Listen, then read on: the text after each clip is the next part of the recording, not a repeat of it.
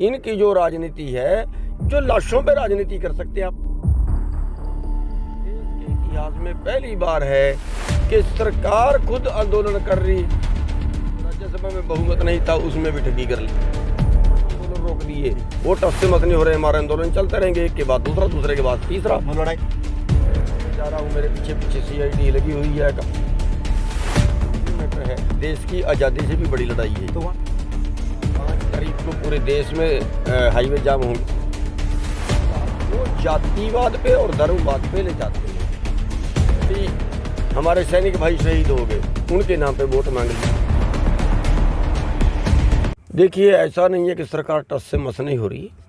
आप देख रहे हैं आज तक जो है कभी प्रधानमंत्री ने खुद किसी आंदोलन में बयान नहीं दिए, लेकिन इस बार प्रधानमंत्री तक को जगह जगह पे बयान देने पड़े हैं, बार बार बयान देने पड़े हैं। दूसरी बात आप देख रहे हैं, आज तक किसी सरकार ने खुद आंदोलन नहीं किया। ये सरकार खुद आंदोलन कर रही है। देश के इतिहास में पहली बार है कि सरकार खुद आंदोलन कर रही है, ये बताने के लिए कि लोग कि ये अध्यादेश जो है लोगों के पक्ष में, ये बताने के लिए आंदोलन करना पड़ रहा है।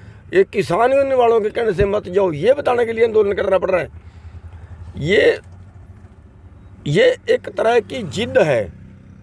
ये सारे कारपोरेट के कार्यकर्ता हैं, कारपोरेट के कार्यकर्ता बन के काम कर रहे हैं और आज देश को कारपोरेट के पास बेच रहे हैं। मजदूर से लेके व्यापारी तक ने आंदोलन कर लिया, और लेकिन उसके बावजूद पहले कोरोना काल में अध्यादेश लाए कि लोग घरों से बाहर नहीं निकल पाएंगे, आंदोलन कर नहीं पाएंगे। जब आंदोलन आता दिखा तो एकदम से कानून बना दिया, और राज्यसभा में बहुमत नहीं था, उसमें भी ठगी कर ली। तो ये एक तरह से बौखलाहट इनके मन में पहले से है, पहले से पता है, लेकिन क्योंकि कारपोरेट के दबाव में उनसे रिश्वत लेते हैं, जिसको ये चंदा बोलते हैं।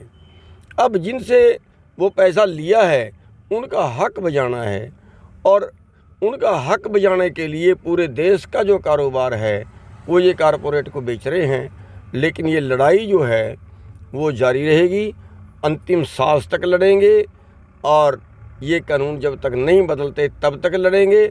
और ये जो हमारी लड़ाई है इसका फल सरकार दबाव बनाना चाह रही है। जहाँ जहाँ पे 10 तारीख को जिस दिन पिपली में रैली थी, वहाँ पे उस दिन 20-22 जगह पता लगा है मुकदमे दर्ज किए 307 को, सब में मेरा नाम लिए।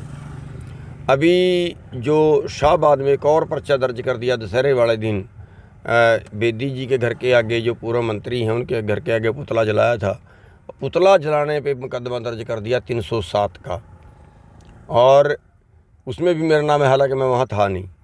और नारायणगढ़ में पर्चा दर्ज किया है 302 का, हत्या का मुकदमा दर्ज किया है। बीजेपी की रैली में आया हुआ बंदा हार्ट अटैक से मरता है, पर्चा हमारे ऊपर दर्ज होता है।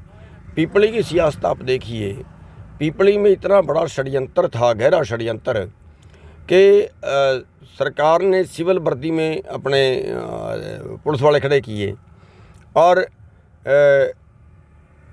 अगर लाठीचार्ज करना होता है तो पुलिस करती है, वर्दी में करती है, उस पर सुप्रीम कोर्ट की हिदायत है, नाम लिखा होना जरूरी है। लेकिन मुख्यमंत्री जी कहते हैं कि उन्होंने सेल्फ डिफेंस के लिए जो है ये लाठीचार्ज किया। डिफेंस क्या, हमने किसी पे हमला किया था? डिफेंस तो तब होता है ना हम किसी को मार रहे हैं, हम किसी पे हमला कर रहे हैं, वो तो किसी ने किया नहीं। हमारे तो सख्त हिदायत थी कि किसी ने कोई हाथ नहीं डालना। लेकिन मैं इसके अगला षड्यंत्र बता रहा हूँ जी, कि प्लास्टिक के डंडे होते हैं, वो मारने होते हैं, उससे हड्डी ना टूटे, सिर ना पटे, वहाँ, और टांगों के नीचे मारने होते हैं।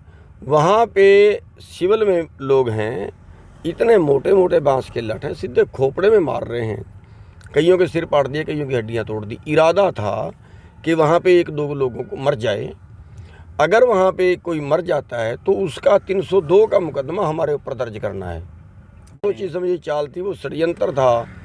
लेकिन षड्यंत्र जो है वो ऊपर वाले के आगे कोई काम नहीं करते, उसकी ताकत के आगे काम नहीं करते। अब ये मुकदमे जगह जगह पे दर्ज कर रहे हैं, डरा रहे हैं, धमका रहे हैं, बहुत कुछ कर रहे हैं। और अब मैं जहाँ पे जा रहा हूँ मेरे पीछे पीछे CID लगी हुई है, कहाँ कहाँ जा रहा है, किस किस से मिल रहा है, सब वो। तो ये इस तरह से दहशत का जो माहौल बना रहे हैं, तो वो उससे उससे जो है मेरे को ये लगता है कि और इनके खिलाफ जा रहा है। उससे पब्लिक 27 तारीख की कल जो है मीटिंग की है और उसमें देश के सारे संगठन इकट्ठे हुए हैं कि आगे छोटा मैटर नहीं है जी। सरकार एक तरफ है और आंदोलनकारी एक तरफ है और सरकार जो है वो एक तरह से कारपोरेट के पास एक तरह से जैसे उनके सीधा पक्ष में खड़ी है, इसलिए बड़ा गंभीर मैटर है। देश की आज़ादी से भी बड़ी लड़ाई है। तो वहाँ क्या कुछ फैसले लिए गए सर दिल्ली में? वहाँ पे फैसले लिए गए हैं, 2 प्रोग्राम तय किए गए हैं। तो 5 तारीख को पूरे देश में हाईवे जाम होंगे और उसका टाइम 4 घंटे का है, 12 बजे से 4 बजे तक जी। तो आपके कैथल में भी तीतरम मोड़ पे जाम होगा, करनाल में भी जो है जीटी रोड नीलोखेड़ी के पास में जाम होगा, सिरसा में भी जाम होगा, हिसार में भी जाम होगा। तो ये अलग अलग जगह पे और भी बहुत से लोग अभी तैयारी कर रहे हैं। और दूसरा जो फैसला लिया गया है वो है दिल्ली कूच का। 26 नवंबर को और 27 नवंबर को वो 2 दिन का प्रोग्राम है। तो 26 नवंबर को हम दिल्ली कूच करेंगे, पूरे देश का किसान करेगा और सरकार से जो है अपने एक गन्ने का किसान है उसको अलग यूनियन चाहिए, एक धान का किसान है, धान का क्षेत्र उसको अलग तरह की यूनियन चाहिए, एक क्षेत्र में खाली कपास होती है उसको अलग तरह का वो चाहिए। अब इसमें कई तरह के लोग इकट्ठे हो गए।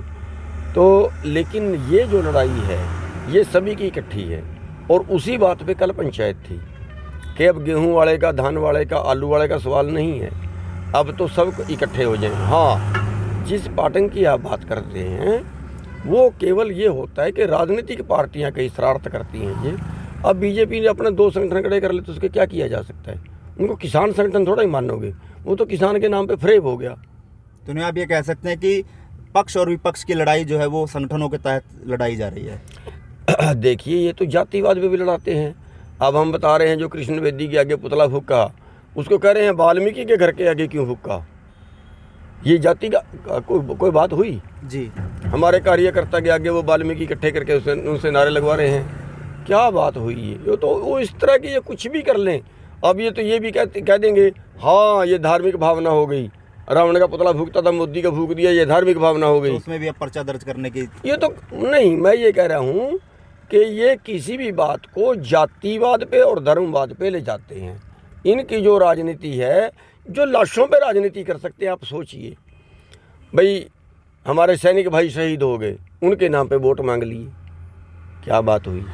अब वो इनका कार्यकर्ता जो है उसको हार्ट अटैक हो गया, बीजेपी में खुशी छा गई। अच्छा एक कार्यकर्ता मर गया, अब उनको टाइम मिल गया किसान यूनियन पे पर्चे दर्ज कराने का। किसान यूनियन के गुंडों ने उस पर हमला किया, उंगल तक नहीं लगाई किसी ने। और जितने लोग उसमें पकड़े ना, 6 लोगों को गिरफ्तार किया था।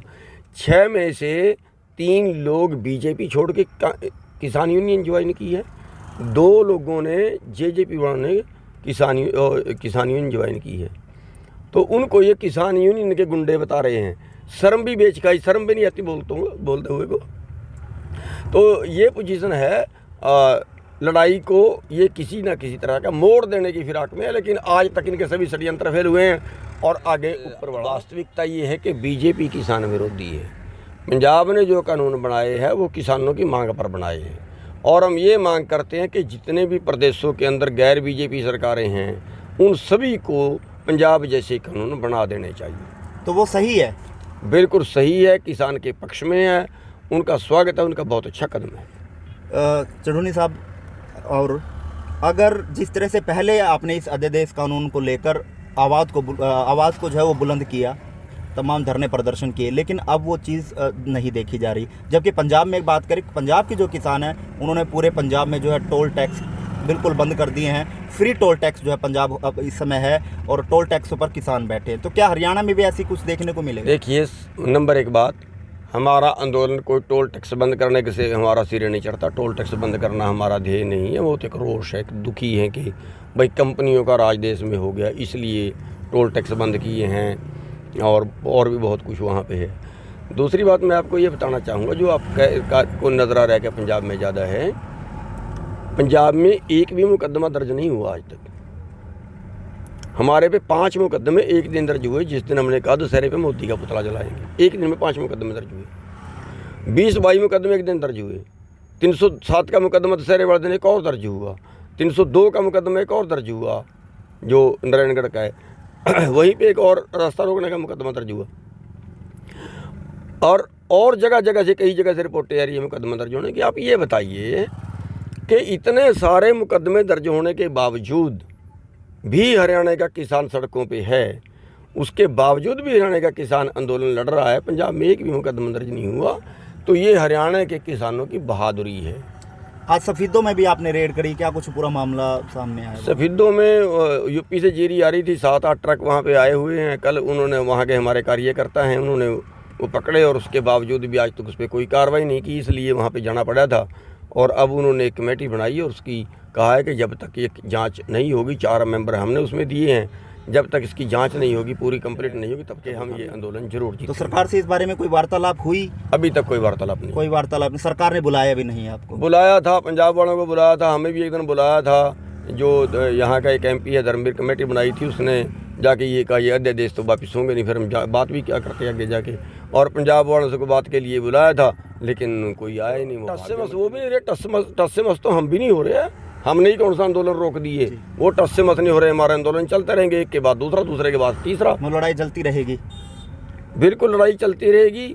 और जो देश में माहौल बन रहा है, अभी दूसरे प्रदेशों के अंदर भी अगला आंदोलन फैल गया है, तो वो सरकार के लिए खतरा ही घंटी। गुरुराम सिंह जी, छोटी सारी चीज़ बात है, बड़ौदा में क्यों नहीं जा रहे आप? बड़ौदा में इस समय उपचुनाव है, वहाँ पर क्यों नहीं? देखिए, सांस नहीं आ रहा है बाकी जगह, बाकी आंदोलनों से। आप देख रहे हैं मेरा एक भी दिन खाली नहीं हुआ है, और वो कोई इतना गंभीर मैटर नहीं है उसका। वहाँ तो बीजेपी हारेगी, कोई इतना गंभीर मैटर नहीं है कि मेरे को बहुत ज़रूरी काम छोड़ना चाहेंगे कि बीजेपी को तो वहाँ गाँवों में घुसने तक ना दें, क्योंकि जो आंदोलन चल रहा है उस आंदोलन में एक बड़ौदा हल्के के जो किसान मजदूर हैं वो एक योगदान डाल सकते हैं, उनको हरा के ये संदेश दे सकते हैं कि जनता आपके खिलाफ है।